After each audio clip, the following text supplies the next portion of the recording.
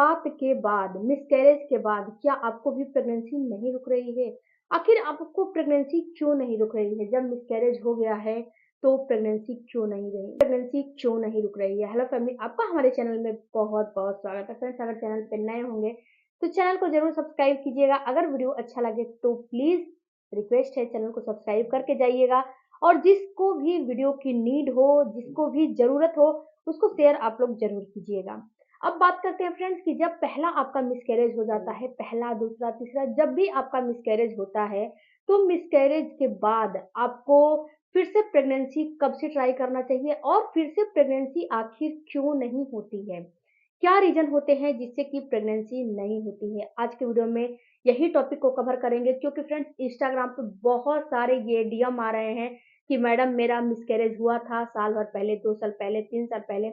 But मैं pregnancy के लिए ट्राई कर रही हूँ, मुझे प्रेगनेंसी नहीं हो रहा है, इसके लिए हम क्या करें?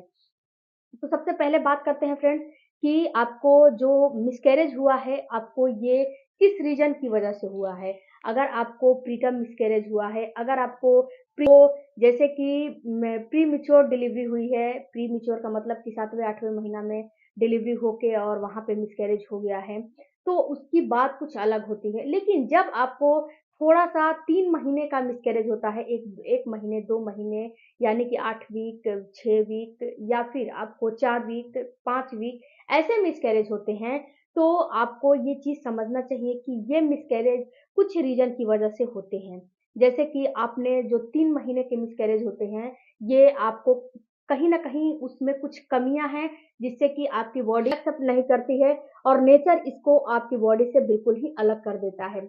दूसरा चीज़ फ्रेंड्स कि आप खुद पे खुद ही कुछ मिस्टेक्स कर जाते हो। इसका मतलब है कि मिस्टेक्स का मतलब है कि कहीं आप ट्रैवलिंग कर लेते हो, बाहर आते-जाते हो, जिस चीज़ की आपकी बॉडी को जो है हैबिट नहीं है, वो काम कर लेते हो, हैवी वर्कआउट कर लेते हो, हैवी काम कर लेते हो, बहुत ज़्यादा देर तक बैठ जाते हो, बहुत ज़्यादा देर तक जो है खड़े होके काम करते हो, बहुत सी ऐसी चीज़ें हैं जो कि आप करते हो, उससे भी मिसकैरेज हो जाता है। स्ट्रेस लेवल अगर आपका हाई होता है, उससे भी मिसकैरेज हो जाता है। लेकिन 50 से 60% आपका जेनेटिक भी होता है, जैसे कि आपकी जो हिस्ट्री रही है, आपके घर वालों की हिस्ट्री रही है, अगर मिसकैरेज होने की हिस्ट्री रही है, तो आपको भी ये हो सकता है। चौथा चीज़ फ्रेंड्स कि कभी-कभी आपको हार्मोनल डिस्टर्बेंस की वजह से भी मिसकैरेज होते हैं।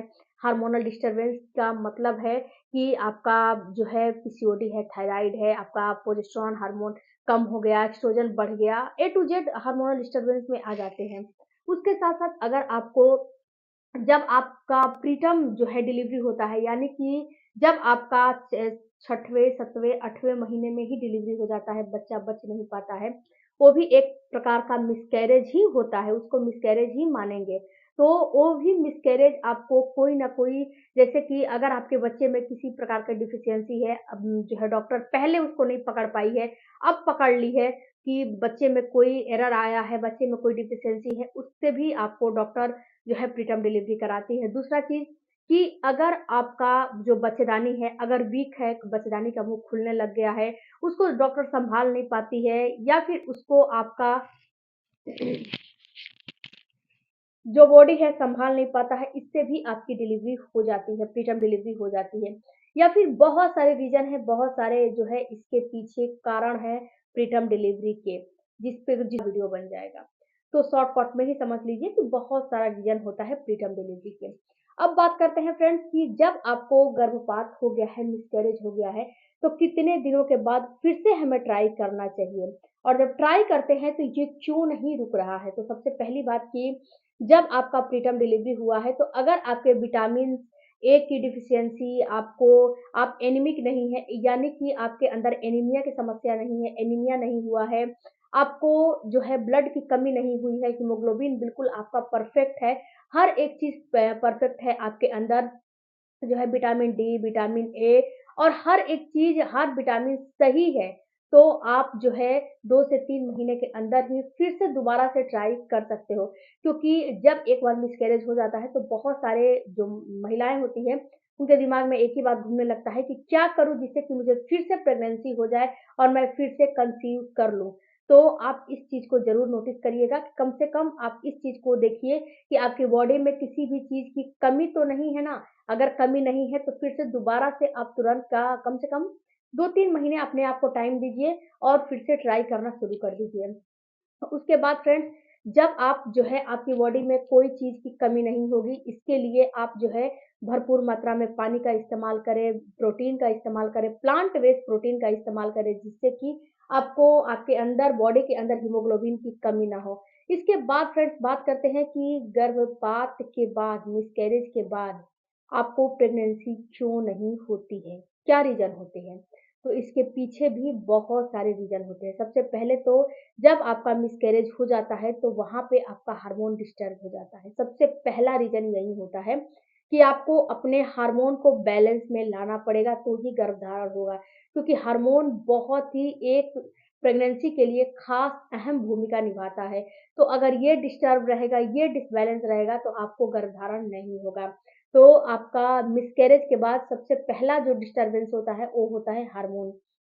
तो जितनी जल्दी हो सके अपने डाइट से, अपने डाइट थेरेपी से, अपने दिनचर्या से, अपने जो है सोच से, अपना स्ट्रेस कम करके आप जो है इस चीज़ को बैलेंस में ला सकते हो, अपने हार्मोन्स को बैलेंस में ला सकते हो।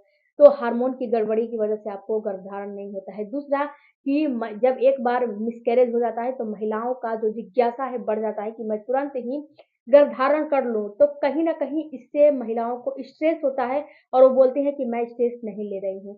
कहीं न कहीं किसी न किसी कोने में उनको स्ट्रेस होता है कि मुझे इस बार भी प्रेगनेंसी नहीं हुई, मेरा इस बार भी पीरियड आ गया, मुझे गर्भधारण नहीं हुआ।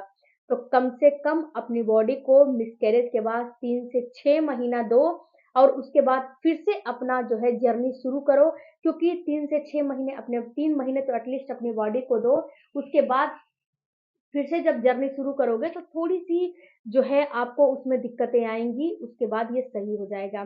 दूसरा अगर आपका जो मिसकैरेज हुआ है उसकी कुछ पार्टिकल्स अंदर रह गई हैं, तो भी आपको गर्भधारण नहीं होगा। जैसे कि आपने घर पे ही मिसकैरेज हो गया है, आपने डॉक्टर के पास नहीं गया है, डीएनसी नहीं कराया है, अच्छे से सफाई, क्लीनिंग नहीं बच्चेदानी की हुई है, तो भी आपको गर्भधारण नहीं होगा क्योंकि जो मिसकैरेज का पार्ट है ना, वो अंदर ही छूट गया है, रह गया है। जब तक वो डीप क्लीन नहीं होगा तब तक गर्भधारण होना काफ़ी मुश्किल हो जाता है। उसके साथ-साथ फ्रेंड्स आपके बच्चेदानी में सूजन आ जाता है, जब डीएनसी हो जाती है, जब मिसकैरेज हो जाता है तो आपकी बच्चेदानी थोड़ा वीक हो जाती है और इसको जो वीक हुई है बच्चेदानी इसको 6 हफ्ते में 6 से 8 हफ्ते लगते हैं, बच्चेदानी आपका यूट्रस फिर से नॉर्मल शेप में आ जाता है।